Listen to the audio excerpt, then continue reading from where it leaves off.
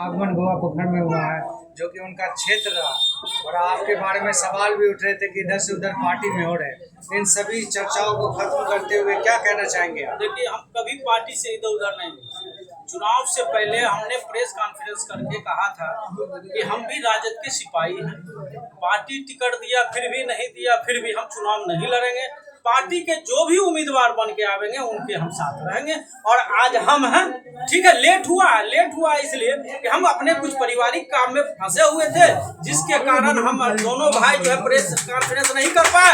आज हम फ्री हुए हैं। दोनों भाई बीच के जो छाव लगा हुआ था, कुहासा लगा हुआ था कि असलम अंसारी क्या करेगा, तो आज आप लोग को बुला के और समीर भाई जी को बुला के कुहासा को साफ कर दिया है। और ये देख रहे हैं कि भगवारा कल भी राष्ट्रीय जनता दल के साथ था, आज भी है। और जब तक हम दोनों भाई रहेंगे, मधुबनी विधानसभा में किसी को पनपने नहीं देंगे। और राजद के एक एक कार्यकर्ता को दोनों भाई अब जो है मान सम्मान देने का काम करेंगे, अच्छे तरह विकास करने का काम करेंगे।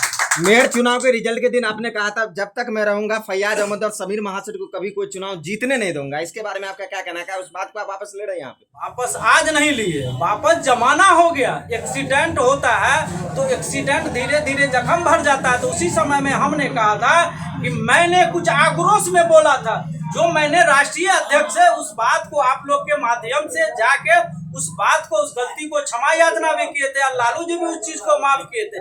अगर वो माफ नहीं करते, वो गलती हम अपने आप को एहसास नहीं करते, तो आज दोनों भाई हम लोग एक साथ नहीं करते। क्या लग रहा है समीर जी का हैट्रिक लगेगा इस बार? पूरा लगेगा। जितना वोट से पहले नहीं जीते हैं, इंशाअल्लाह उससे अधिक वोट से इस बार चुनाव जीतेंगे। फव्वारा में पतंग या लालटेन? पतंग का युग चला गया। देखते हैं दूर शीतल में कोई पतंग उड़ाता है? जब दूर शीतल में पतंग नहीं उड़ाता है तो अभी कौन पतंग को पूछेगा? कयासें लगाई जा रही थी, जो एक AMIM के भी कैंडिडेट उतरे हैं, तो मुसलमान वोट बंटवारा हो जाएगा। तो अब मुसलमान भाई सबका वोट किधर है? पूरे कल भी RJD के साथ, आज भी है।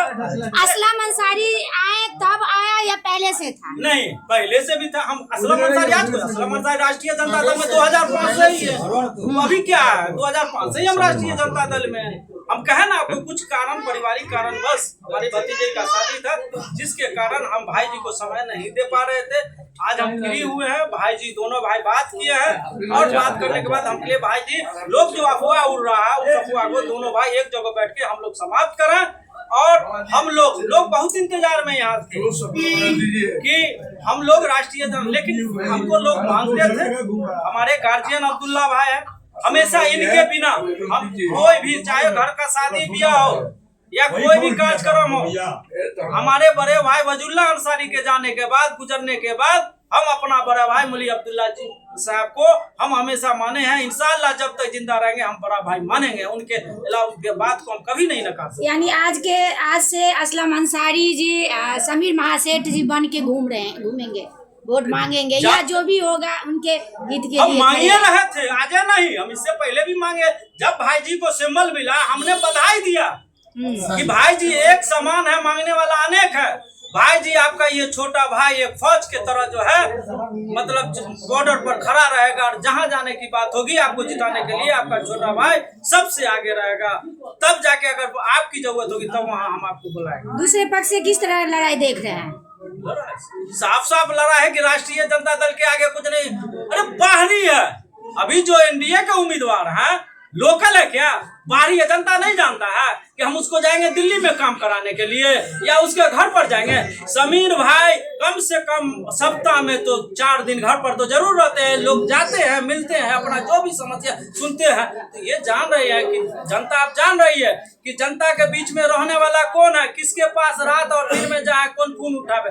अब ये उम्मीदवार, बाहरी उम्मीदवार चुनाव NDA का लड़ रहा है, अभी जनता का फोन नहीं उठाता होगा, लगाइए। लेकिन समीर भाई जी को भी लगाइए। तो ये ना किसी कारण वजह किसी में काम में फंसे रहेंगे तो कॉल बैक करने का काम करेंगे।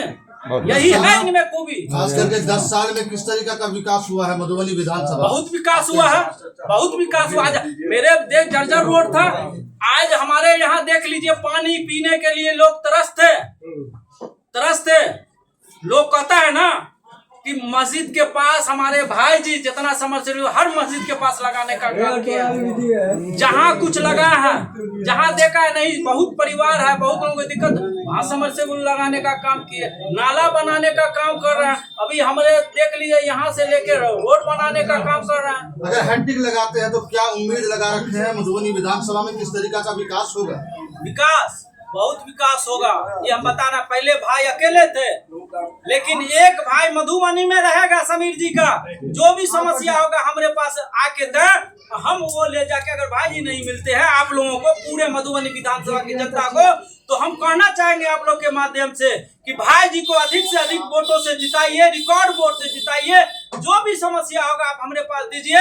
अगर भाई जी नहीं मिलते हैं तो आपके समस्या को लेके और आपके साथ असलम अंसारी का जो है पटना जाने का भाड़ा, असलम अंसारी आपकी जनता को अपने पॉकेट से देगा, उनको ले जाके भाई जी से काम कराने का काम मेरा रहेगा। राजनीति में खास करके उलटफेर बहुत होता है, कल होकर के आप फिर बदल जाएंगे तो इसकी क्या आज तक गारंटी नहीं है? बदला, विश्वास तो करना होगा, कोई नहीं बदला। हम 2005 से राष्ट्रीय जनता दल में हैं। तो खास करके क्या कहेंगे क्षेत्रवासियों को? क्षेत्रवासियों को कहेंगे कि आप अपने आप को उम्मीदवार समझें, समीर महासेठ समझें, राष्ट्रीय जनता दल का उम्मीदवार समझें, और आप लोग हर जगह समीर भाई जी कोशिश कर रहे हैं कि जाएं। अगर कहीं नहीं जा पाते हैं तो आप लोग से हाथ जोड़ के कहते हैं कि आप लोग अपने आप को उम्मीदवार समझ के एक एक वोटर के पास जाएं और लालटेन छाप पर 1 नंबर कमान पर वोट देने का 11 तारीख